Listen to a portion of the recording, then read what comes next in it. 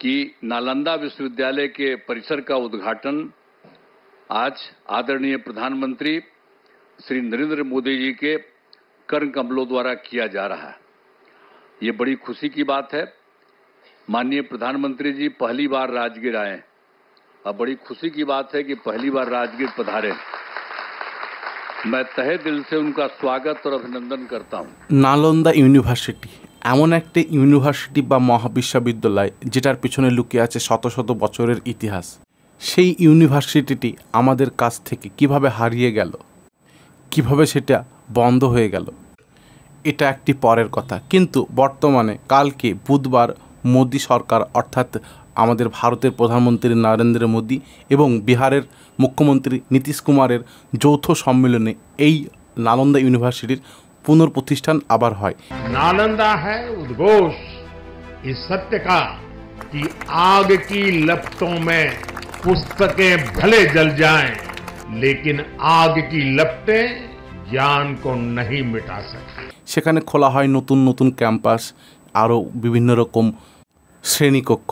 2016 সালের আগে পর্যন্ত এই নালন্দা ইউনিভার্সিটিটি সম্পূর্ণরূপ হেরিটেজ রূপে প্রতিষ্ঠান ছিল, কিন্তু 2017 সাল থেকে একটি আইন পাস করা হয় যে এই নালন্দা ইউনিভার্সিটির পুনর্নির্মাণের জন্য, যার বাজেট দেওয়া হয়েছে আপনার মোটামুটি 1700 কোটি টাকা, যেখানে দুটি ব্লক আছে, 40টি শ্রেণীকক্ষ আছে, দুটি অডিটোরিয়াম রুম আছে এবং 1900 স্টুডেন্টের পড়াশোনার সুযোগ সুবিধা আছে।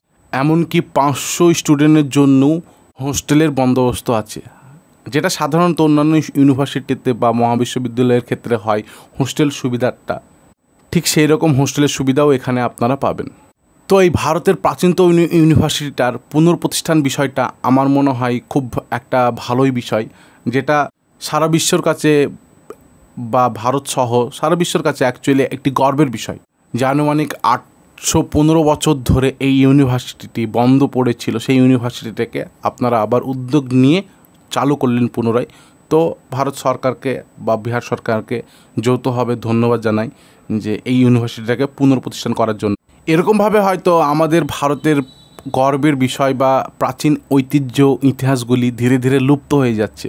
কোনো সরকার এর পিছনে কোনো রকম উদ্যোগ না নিয়ে সেগুলি প্রায় বিলুপ্তের দিকে আগাচ্ছে। তো সেই রকম একটা বিলুপ্তপ্রায় জিনিস বা বিলুপ্তপ্রায় ইউনিভার্সিটিটাকে আবার পুনর্প্রতিষ্ঠান করা একটা বড় উদ্যোগ।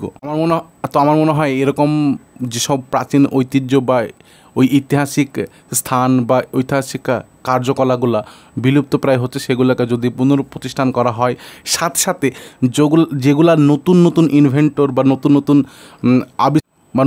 আবিষ্কার আসছে, সেগুলিকে আমাদের সাথে বা ভারতের কালচারের সাথে জড়িয়ে নিয়ে ভারতকে অ্যাকচুয়ালি ভারতের এডুকেশন সিস্টেম, ভারতের কালচারটাকে আগে নিয়ে যাওয়াটাই হচ্ছে ভারতের সাধারণ মন্ত্রী পরিষদ থেকে শুরু করে জনগণের একটা বিশাল বড় লক্ষ্য, যাতে দেশেরও ভালো, দেশের জনগণেরও ভালো।